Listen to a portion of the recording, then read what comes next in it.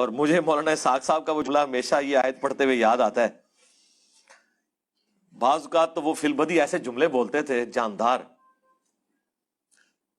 تو ایک گفتگو میں انہوں نے فرمایا کہ بھئی جب توحید بیان ہوگی تو گستاخی تو آٹومیٹکلی ہو جائے گی، کیونکہ توحید کا مطلب ہی یہ ہے کہ اللہ کے سوا کوئی پیغمبر، کوئی فرشتہ، کوئی بزرگ، کوئی بابا، شاہی کوئی.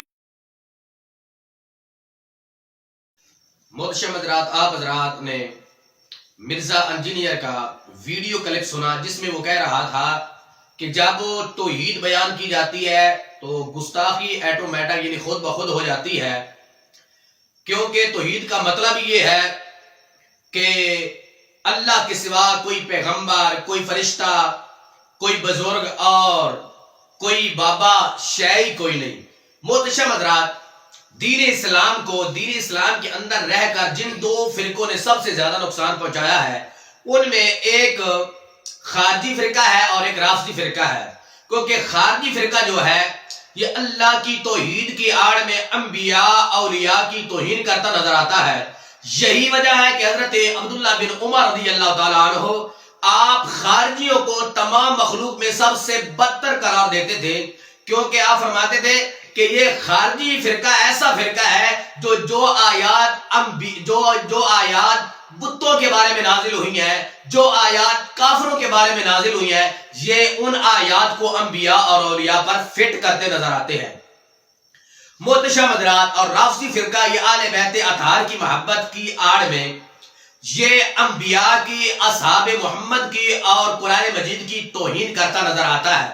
محتشم حضرات، یہ علیحدہ علیحدہ اپنی اپنی جگہ میں رافضی اور خارجی اسلام دشمن فرقہ ہے، لیکن مرزا انجینئر ایسا لائن ہے، اس نے ایک ایسا نیا فرقہ بنایا ہے جس کے اندر خارجیت بھی پائی جاتی ہے اور رافضیت بھی پائی جاتی ہے.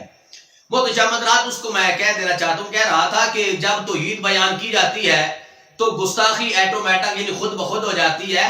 تو یہ توحید شیطانی توحید ہے.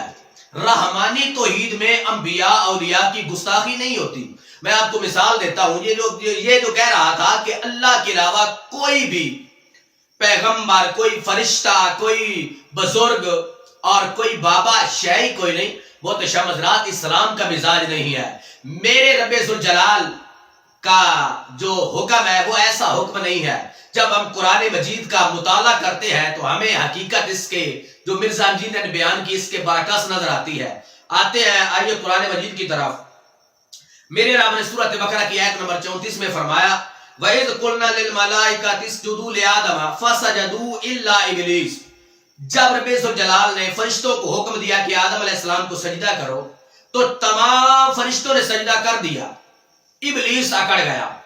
کیونکہ تمام فرشتوں کا عقیدہ اور نظریہ یہ تھا کہ جو اللہ کے انبیاء ہوتے ہیں ان کی ویلیو اوقات ہوتی ہے، وہ شے ہوتے ہیں، ان کو رب عزتیں دیتا ہے، شانیں دیتا ہے، رفتیں دیتا ہے.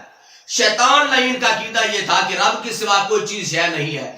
یہی وجہ ہے کہ شیطان نے تکبر کیا اور اکڑ گیا اور کہا کہ میں آدم علیہ السلام کو سجدہ نہیں کروں گا.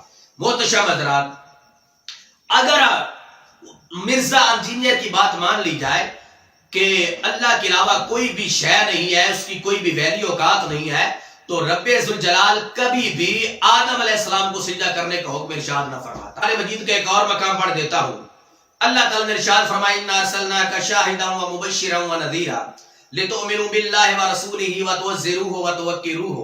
فرمایا کہ اے حبیب، ہم نے آپ کو شاہد بنا کر بھیجا، خوشخبریاں سنانے والا اور ڈرانے والا، تاکہ اے لوگوں تم اللہ اور رسول پر ایمان لاؤ، تاکہ محبوب کی تعظیم کرو اور توقیر کرو. اب اسی وقت یہاں بہت توجہ کی طلبات یہ ہے، یہ سورہ پارہ نمبر 26 تھا، سورۃ فتح تھی اور آیت نمبر 8 اور 9 تھی. اس آیت میں اللہ نے ایمان کا ذکر فرمایا. ایمان کے بعد سب سے جس چیز پر زیادہ تاکید کی گئی ہے وہ آقا علیہ السلام کی تعظیم اور توقیر ہے، اور بتایا ہے کہ اگر تعظیم و توقیر میں کمی ہوگی تو تمام جو عبادات ہیں، حج، روزہ، زکوٰۃ، یہ بیکار ہو جائے گا. اسی کو یہ عبادات فائدہ دیں گی جس کا عقیدہ ٹھیک ہوگا، اللہ اور رسول کی تعظیم کرتا ہوگا. جس کے اندر تعظیم نہیں پائی جائے گی، فرمایا اس کی عبادت قبول نہیں ہوگی۔ اگر اللہ کے سوا نبی کوئی شے نہ ہوتے تو اتنا سخت حکم نہ ہوتا کہ اگر نبی کی تعظیم نہیں پائی جاتی، نبی کی تعظیم میں کمی آتی ہے، نبی کی محبت میں کمی آتی ہے تو رب عبادت ہی قبول نہیں کرتا۔ معلوم ہوا کہ اللہ کی بارگاہ میں انبیاء کی ویلیو اوقات ہوتی ہے، شے ہوتے ہیں، بڑی عظیم شے ہوتے ہیں۔ آئیے ایک اور مقام سے پڑھتا ہوں میں قرآن مجید۔ فرمایا یا ایھا الذین آمنوا لا ترفعوا اصواتکم فوق صوت النبی ولا تجہروا لہ بالقول کجہر بعضکم لبعض ان تحبط اعمالکم وانتم لا تشعرون۔ فرمایا کیا ایمان والو، میرے محبوب کی آواز سے اونچی آواز نہ کرو اور ایسے نہ پکارو جیسے ایک دوسرے کو پکارتے ہو۔ ہوگا کیا؟ فرمایا ورنہ اگر یہ بے ادبی پائی گئی تو تمہارے اعمال ضائع ہو جائیں گے اور تمہیں خبر تک نہ ہوگی۔ محتشم حضرات، اگر اللہ کے سوا نبی شے کوئی نہیں ہے، ان کی ویلیو اوقات نہیں ہے، تو پھر اللہ تعالیٰ اتنی تعظیم کرنے کا حکم کیوں دے رہا ہے؟ اور معمولی سے بے ادبی سے اعمال بھی ضائع ہوتے ہیں، ایمان سے بھی آدمی محروم ہو جاتا ہے۔ تو معلوم ہوا قرآن نے بتایا، رحمان نے بتایا کہ انبیاء کی ویلیو اوقات ہوتی ہے، بڑی عظیم شے ہوتے ہیں۔ اگر ان کی معمولی سی بے ادبی پائی جائے تو آدمی کے اعمال بھی ضائع ہو جاتے ہیں، آدمی کا ایمان بھی ضائع ہو جاتا ہے۔ اور ایک اور مقام پہ میرے رب نے فرمایا فَإِنَّ الْعِزَّةَ لِلَّهِ وَلِرَسُولِهِ وَلِلْمُؤْمِنِينَ، فرمایا بے شک عزت اللہ کی ہے اور اللہ کے رسول کی ہے اور مومنین کی ہے۔ اگر اللہ کے علاوہ کوئی شے نہ ہوتے، ان کی کوئی ویلیو اوقات نہ ہوتی تو رب ذوالجلال انبیاء کی عزت کا اعلان نہ فرماتا، مومنین کی عزت کا اعلان نہ فرماتا۔ کائنات والوں، یہ تو میں نے رب ذوالجلال قرآن سے یہ ثابت کیا کہ انبیاء کی ویلیو اوقات ہوتی ہے رب ذوالجلال کی بارگاہ میں۔ آئیے آقا علیہ الصلوۃ والسلام کی بارگاہ سے یہ ثبوت پیش کر دیتے ہیں۔ حضرت ابو سعید بن معلّہ رضی اللہ تعالیٰ عنہ بیان کرتے ہیں میں مسجد میں نماز پڑھ رہا تھا، آقا علیہ الصلوۃ والسلام نے مجھے بلایا۔ آپ فرماتے ہیں میں بعد میں جب گیا تو عرض کی یا رسول اللہ میں نماز پڑھ رہا تھا تو آقا علیہ الصلوۃ والسلام نے فرمایا کیا تم نے اللہ کا یہ فرمان نہیں پڑھا کہ میرے رب نے ارشاد فرمایا استجیبوا للہ وللرسول اذا دعاکم، فرمایا کہ جب تمہیں اللہ اور اللہ کا رسول بلائے تو نبی تو رسول کی بارگاہ میں حاضر ہو جایا کرو۔ کائنات والوں، یہ بخاری شریف میں روایت موجود ہے، یہ بخاری شریف میں 3 مقام پر موجود ہے، جامع ترمذی میں بھی موجود ہے، مسند احمد میں بھی موجود ہے، بخاری شریف کی جلد نمبر 2 ہے، صفحہ نمبر 642 ہے۔ محتشم حضرات، اگر نبیوں کی کوئی ویلیو اوقات نہیں ہے، اللہ کے سوا نبی کوئی شے نہیں ہے، تو اللہ کبھی بھی اور اللہ کا رسول کبھی بھی یہ حکم نہ ارشاد فرماتے کہ پڑھ نماز رہے ہو، نماز کو چھوڑ دو، نبی کی بارگاہ میں حاضر ہو جاؤ۔ نماز کو چھوڑا جا رہا ہے، نبی کی بارگاہ میں حاضر کیا جا رہا ہے، تو معلوم ہوا کہ نبی کی ویلیو اوقات ہوتی ہے۔ حدیث مبارکہ مسلم شریف کی جلد نمبر 1 اور صفحہ نمبر 421 پر موجود ہے۔ حضرت ابو طلحہ فرماتے ہیں کہ جب آقا علیہ الصلوۃ والسلام نے حجامت بنائی اور مجھے بلوایا اور اپنے بال مبارک مجھے عطا کیے اور فرمایا اقسمہ بین الناس، فرمایا کہ ابو طلحہ اس کو لوگوں میں تقسیم کر دو۔ آقا علیہ السلام اپنے بال مبارک لوگوں میں تبرک کے لیے، برکت کے لیے تقسیم کرا رہے ہیں۔ کائنات والو، اگر اللہ کے علاوہ نبی کوئی شے نہ ہوتا تو نبی کے بال برکت کے لیے تقسیم نہ کیے جاتے اور نبی اس کا آرڈر نہ دیتا۔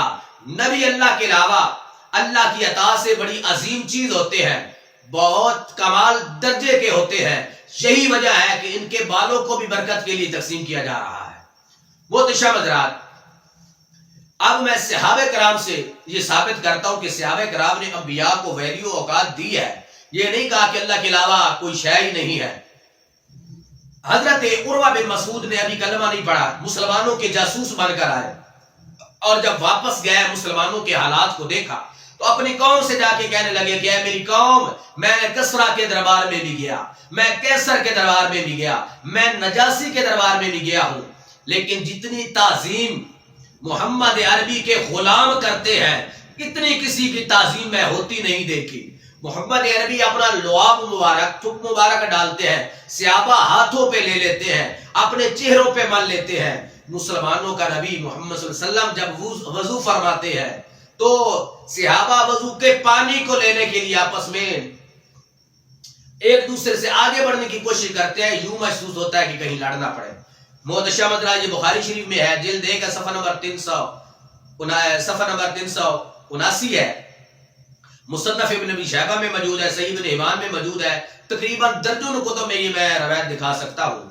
اگر صحابہ کا عقیدہ ہوتا کہ اللہ کے سوا نبی کوئی شے نہیں ہے تو اتنی تعظیم نہ کرتے، نبی کے لعاب کو چہروں پہ نہ ملتے، نبی کے وضو کا پانی لینے کے لیے یہاں تک نوبت نہ آتی کہ لوگوں کو محسوس ہوتا کہیں لڑنا پڑے۔ محتشم حضرات، جب میرے آقا اسلام بال کترواتے ہیں تو صحابہ ارد گرد کھڑے ہوتے ہیں، بال اپنے ہاتھوں پہ لے لیتے ہیں کہ کوئی بال زمین پہ نہ گر جائے۔ یہ مسلم شریف کی جلد نمبر 2 ہے، صفحہ نمبر 256 ہے کہ بال تک صحابہ اپنے ہاتھوں پہ لیتے ہیں۔ حضرت عائشہ صدیقہ فرماتی ہے، مسلم شریف کی جلد نمبر 2 ہے، صفحہ نمبر 190 ہے کہ سرکار کا جبہ مبارک جب کوئی مریض ہوتا ہم پانی میں اس کو دھوتے اور وہ پانی مریض کو پلاتے، مریض کو رب شفا دے دیتا۔